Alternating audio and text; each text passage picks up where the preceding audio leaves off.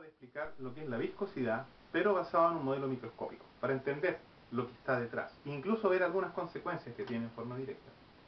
Primero que todo, recordemos lo que habíamos visto. Habíamos visto que en un fluido laminar, las láminas eran prácticamente capas, y entre ellas fluían y se influenciaban. Y lo que era la forma como se influenciaban era la viscosidad. O sea, teníamos una capa acá que se movía a una velocidad v en la dirección X. Vamos a considerar esto la dirección X, esto la dirección Z. Se movía en la dirección X, en un punto Z más un dz, y acá abajo teníamos otra capa que se movía, por ejemplo, un poco más lento, que tenía un v de X en Z. Y lo que estaba ocurriendo es que esta capa tendía a acelerar a la de abajo y viceversa, esta a frenar la de arriba. O sea, compartían velocidades.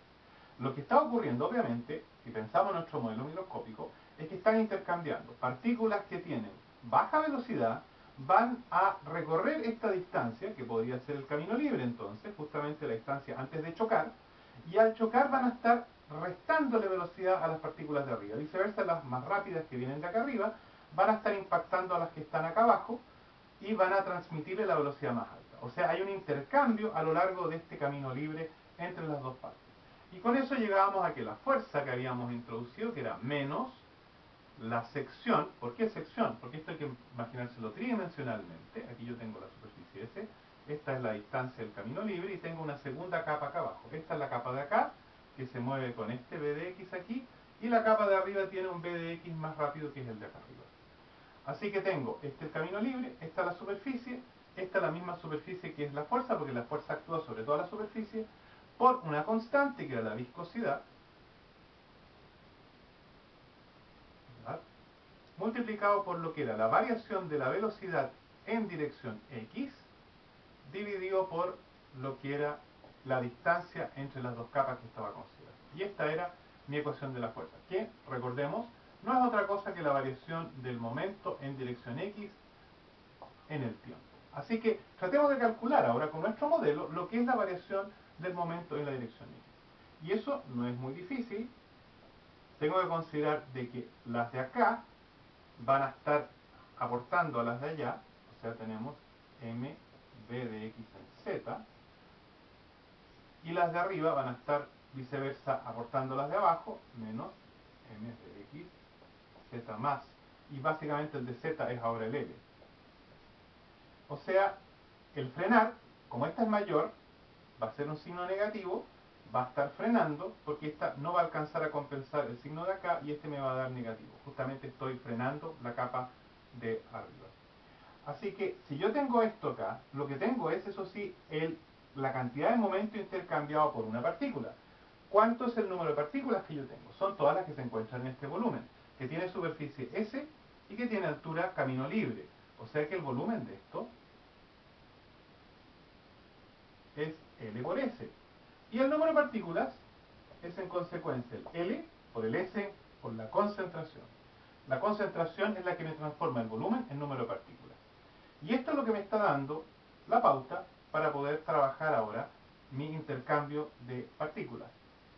Veamos ahora si esto todavía lo podemos reescribir, porque esta parte de acá se puede escribir, se puede factorizar el m, y la velocidad en en x se puede escribir como un diferencial por L, por S, por C. Y ahora podemos calcular nuestra fuerza. Nuestra fuerza en la dirección X va a ser menos m por dvx por L, por S, por C, y lo tenemos que dividir todavía por el dt. Ahora, si yo comparo, aquí yo tengo un dvx en dt y yo requiero de un dvx en dz. Así que yo puedo escribir arriba de z, abajo de z, con lo cual me estoy generando el factor que requiero, pero tengo que ver qué es lo que es dz sobre dt. Veamos eso acá. El dz sobre dt es la velocidad en la dirección perpendicular. O sea, es lo que habríamos escrito como la velocidad z al cuadrado, promedio, raíz. Esta es en consecuencia la velocidad, lo tuve que tomar con el cuadrado para que no nos descompensaran, o sea, lo que hicimos la vez pasada. Y si ahora recordamos, esto era igual a 1/3 de la velocidad al cuadrado. Así que si yo reemplazo eso acá, obtengo que es la raíz de la velocidad al cuadrado promedio partido por la raíz de 3. Y si ahora reemplazo eso acá, puedo reconstruir algo que es similar a esa función de acá arriba, que es menos la superficie S, la voy a sacar hacia adelante para poder tenerla separada, la masa por el camino libre, por la concentración, por la raíz de b al cuadrado promedio, dividido por la raíz de 3, y esto multiplicado por dbx en dz. Y si ustedes se fijan, comparando este término con el término de acá arriba, esto corresponde a la viscosidad. Y obtenemos así una expresión que es igual a m por L por C por la raíz de b cuadrado partido por raíz de 3. Ahora, lo importante son varios factores.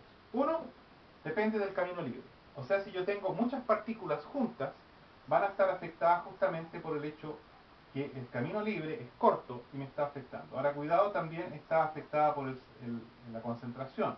Si recordamos, la expresión acá era L igual a 1 sobre raíz de 2 pi d cuadrado C.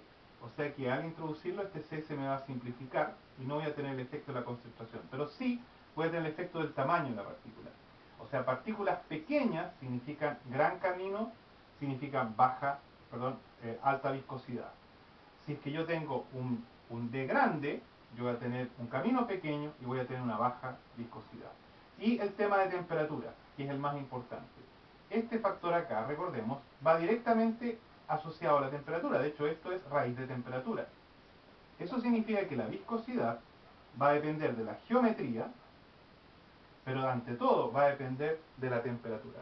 Y por eso es que la indicación de la viscosidad en una tabla siempre va a ir acompañado con la temperatura, porque ustedes tienen que saber la temperatura para poder determinar la viscosidad, porque justamente varía fuertemente con la temperatura. Así que ahora estamos entendiendo lo que es la viscosidad, que es el intercambio de las partículas, y además viendo el efecto, tanto por el efecto del tamaño de la partícula, de la molécula, que tiene que ver directamente con el camino libre. La masa es la masa, pero ante todo el efecto de la temperatura, que para mayor temperatura yo voy a tener una mayor viscosidad, para una menor temperatura voy a tener una menor viscosidad. Veamos ahora lo que significa para la transmisión, la conducción de calor.